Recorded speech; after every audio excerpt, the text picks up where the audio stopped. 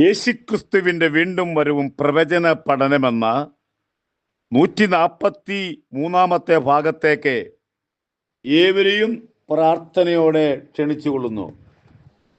മുൻപിലുണ്ട്, ആത്മാക്കൾ വിടുവിപ്പാനുണ്ട്, വാഗ്ദത്തം നിറവേറാനുണ്ട്, വേല ഇനിയും ഏറെയുണ്ട്, ദേശമധികം മുൻപിലുണ്ട്, ആത്മാക്കൾ വിടുവിപ്പാനുണ്ട്, വാഗ്ദത്തം നിറവേറാനുണ്ട്, വേല ഇനിയും ഏറെയുണ്ട്.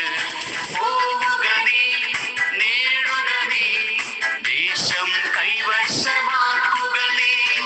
പോവുക നീ, നേടുക നീ, ദേശം കൈവശമാക്കുക നീ. കഴിഞ്ഞ ദിവസം നാം ശ്രദ്ധിച്ചത് ഇസ്രായേൽ മിസ്രൈമിൽ എത്തി.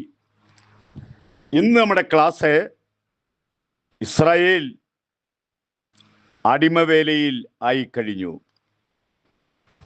ഇസ്രായേലിയർ അവർ സന്താനം വർധനവ് വളരെ പെരുകി വർദ്ധിച്ചു.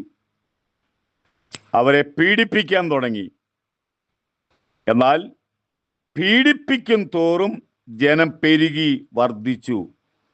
പുറപ്പാട് പുസ്തകം 1-ാം അധ്യായം 12-ാമത്തെ വാക്യം. അവർ വലിയ ജാതിയായി തീർന്നു. ആ രാജ്യം ഭയപ്പെടാൻ തുടങ്ങി.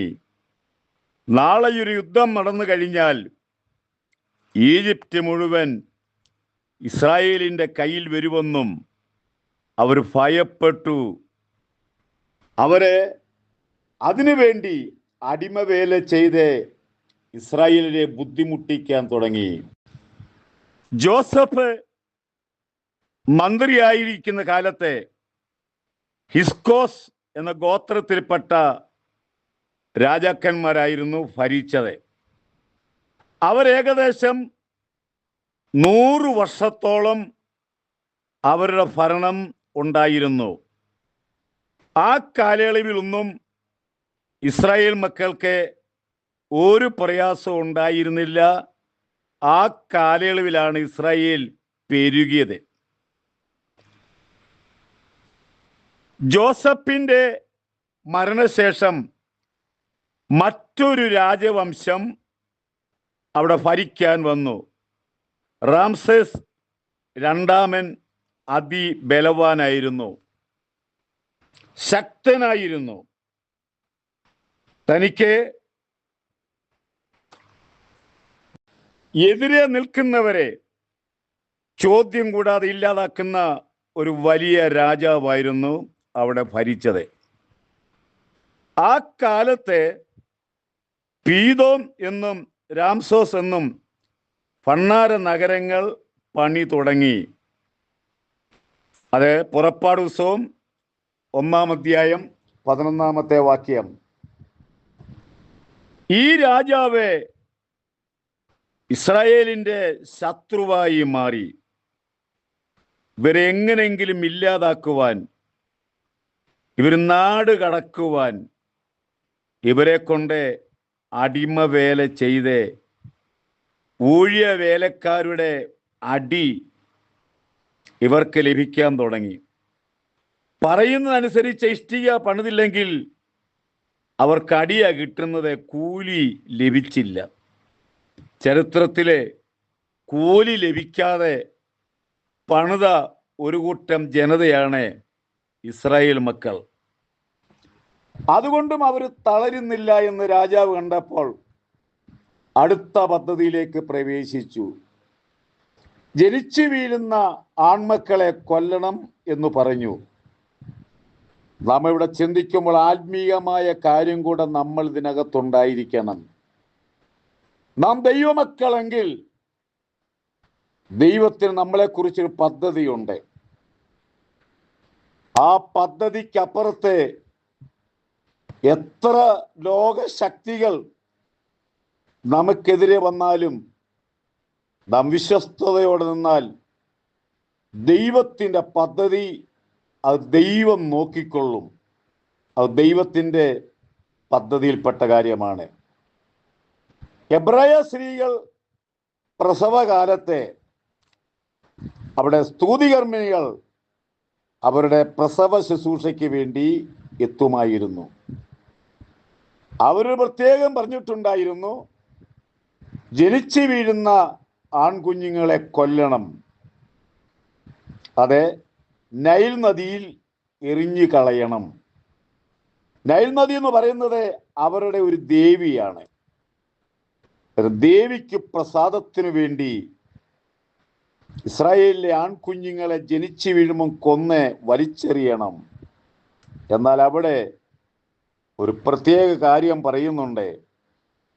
രാജാവ് തങ്ങളോട് കൽപ്പിച്ചു, ശക്തനായ രാജാവാണ്, അത് തെറ്റിച്ചാൽ തങ്ങൾക്ക് ഭൂമിയിൽ ജീവിപ്പാൻ പ്രയാസമാണ്. അവിടെ പ്രത്യേകിച്ചൊരു കാര്യം പറഞ്ഞു, സ്തുതികർമ്മിണികൾ ദൈവത്തെ ഭയപ്പെട്ടു. എന്നെ കേൾക്കുന്നവരെ, ദൈവത്തെ ഭയപ്പെട്ടാൽ നാം ജയിച്ചു. ദൈവവുമായിട്ടുള്ള ബന്ധമുണ്ടെങ്കിൽ ജയിച്ചു. തങ്ങളോട് കൽപ്പിച്ചതുപോലെ ചെയ്യാതെ ആൺകുഞ്ഞുങ്ങളെയൊക്കെയും ജീവനോടെ രക്ഷിച്ചു. പുറപ്പാട് പുസ്തകം 1-ാം അധ്യായം 17-ാമത്തെ വാക്യം. ഭരണകൂടം എത്ര പീഡകൾ കൊണ്ടുവന്നിട്ടും ദൈവത്തിന്റെ പദ്ധതി അവിടെ നിറവേറാൻ തുടങ്ങി. അവിടെയും അവർക്ക് പരാജയമുണ്ടായി. നാം വായിക്കുന്നത്, ആ കാലത്താണ് മോശ ജനിക്കുന്നത്. സ്തെഫാനോസിന്റെ പ്രസംഗത്തിൽ മോശയുടെ ചരിത്രം വരുന്നു. 7-ാം അധ്യായം അപ്പോസ്തലപ്രവൃത്തി 20-ാമത്തെ വാക്യം. ആ കാലത്തെ എന്ന് പറഞ്ഞാൽ ആൺകുഞ്ഞുങ്ങളെ കൊല്ലുന്ന കാലത്തെ മോശ ജനിച്ചു. മോശയെ പറ്റി പറയുന്നത് സുന്ദരനായിരുന്നു എന്നല്ല, അവൻ ദിവ്യ സുന്ദരനായിരുന്നു.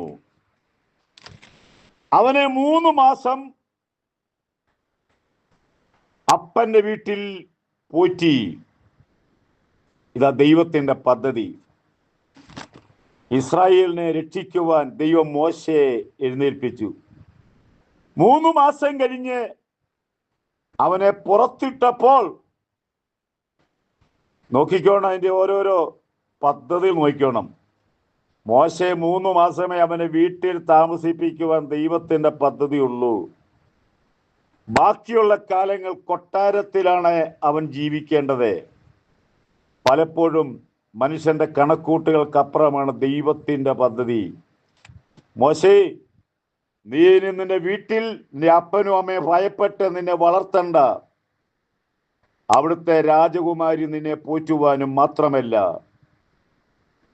മോശേ, നിനക്ക് മുലപ്പാൽ തരുന്ന അമ്മയ്ക്ക് ശമ്പളം വരെ കൊടുക്കുവാൻ സ്വർഗം തീരുമാനിച്ചത് കൊട്ടാരത്തിന് ശമ്പളം വാങ്ങിച്ചു. ഇസ്രായേൽ അടിമ വേലയിൽ നിന്നും രക്ഷപ്പെടുത്തുവാൻ ദൈവം ഒരാളെ അയച്ചു. ഒരു കാര്യം നമ്മൾ ഓർക്കുക, നമ്മുടെ ഏത് പ്രതിസന്ധി ഘട്ടങ്ങളിലും ഏത് പ്രയാസ ഘട്ടങ്ങളിലും നമ്മുടെ നിലവിളിയുടെ മുമ്പിൽ മാറിപ്പോകുന്ന ദൈവമല്ല, ദൈവം നമ്മുടെ ദൈവമാണ്. നമ്മുടെ കർത്താവിന്റെ വരവ് ഏറ്റവും അടുത്തിരിക്കിയാൽ ഒരു ഉണർവിന് വേണ്ടി പ്രാർത്ഥിക്കുക. നിങ്ങളും അതിന് അംഗമാകുക. ദൈവം നിങ്ങളെ അനുഗ്രഹിക്കട്ടെ.